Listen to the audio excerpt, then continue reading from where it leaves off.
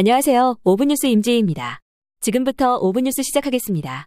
중국에서 13세 소년이 동급생을 살해하고 사형 선고를 받은 사건이 발생해 논란이 뜨겁습니다. 2024년 3월 왕모군 소년은 13세 동급생을 살해하고 시신을 유기했습니다. 당시 13세였던 왕모군은 범행 혐의로 체포되었고 6월 26일 한단시 중국인민법원으로부터 고의살인죄로 사형 선고를 받았습니다. 중국 형법은 만 14세 이상부터 형사 책임을 지도록 규정하고 있지만 일부 범죄의 경우 12세 이상부터 처벌할 수 있습니다. 이 사건에서 왕모군의 범행 당시 나이가 13세이기 때문에 형사 책임을 질 것인지에 대한 논쟁이 불거지고 있으며 살인죄 등 일부 범죄에 대해 사형제도를 유지하고 있는 중국은 최근 사형제도의 필요성과 인권 문제에 대한 논의가 활발해지고 있습니다. 특히 미성년자에 대한 사형은 더욱 강한 비판에 직면하고 있습니다. 이 사건은 중국의 미성년자 처벌 기준과 사형제도에 대한 논쟁을 더욱 심화시킬 것으로 예상되며 왕모군은 사형 선고에 대해 항소할 것으로 보고 있습니다. 중국 최고인민법원이 항소를 기각할 경우 왕모군에 대한 사형이 집행됩니다. 중국 세계 최초 달 뒷면 토양 표본 확보했습니다. 2024년 5월 3일 중국은 달 탐사선 창어 6호를 발사하여 세계 최초로 달 뒷면 토양 표본을 확보하는 데 성공했습니다. 창어 6호는 6월 2일 달 뒷면에 위치한 아이캔 분지에 성공적으로 착륙하였습니다. 달 뒷면에 토양과 암석 약 2kg을 채취했으며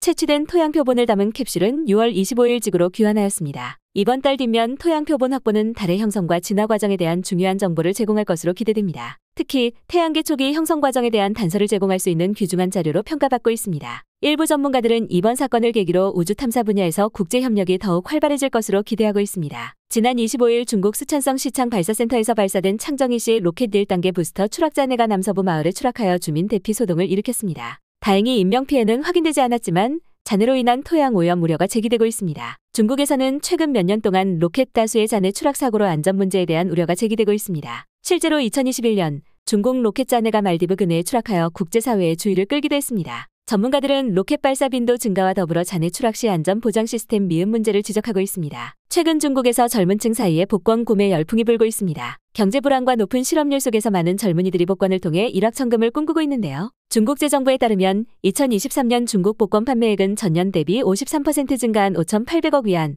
우리 돈 약 11조 6천억 원에 달했습니다. 젊은 층의 복권 판매량이 전 연령 구매자 중 80% 이상으로 대다수가 30세 미만인 것으로 나타났습니다. 높은 실업률과 심각한 경제 불황으로 인한 복권 구매 열풍은 단순 열풍을 넘어 중독으로까지 이어져 가정이 파괴되고 범죄가 발생하는 등 심각한 사회적 문제로 이어지고 있습니다. 중국 정부는 이 같은 복권 열풍을 해결하기 위해 복권 중독 예방 교육이나 복권 광고를 제한하고 있으며 복권 구매 연령 제한을 높이는 등의 노력을 하고 있습니다. 중국 당국이 대만 독립을 주장하는 자들에 대해 강력한 형사 처벌을 가하는 지침을 발표했습니다. 이번 지침은 중국의 최고인민법원, 최고인민검찰원, 공안부, 국가안전부, 법무부 등 5개 부처가 공동으로 발표 즉시 발효되었으며 주요 내용은 다음과 같습니다. 독립을 주장할 시그 대상에 따라 무기징역 또는 사형, 10년 이상의 유기징역, 3년 이상의 유기징역으로 처벌되고 해외에 도피한 자도 중국법에 따라 처벌, 중국 시민을 대상으로 적용됩니다. 대만 정부는 이를 즉각적으로 비판하고 나섰는데요. 대만은 중국의 일부가 아니며 대만 국민은 자결권을 가지고 있다고 주장했습니다. 또한 라이칭더 대만 총통은 중국의 행동은 양안 관계를 악화시키는 도발이며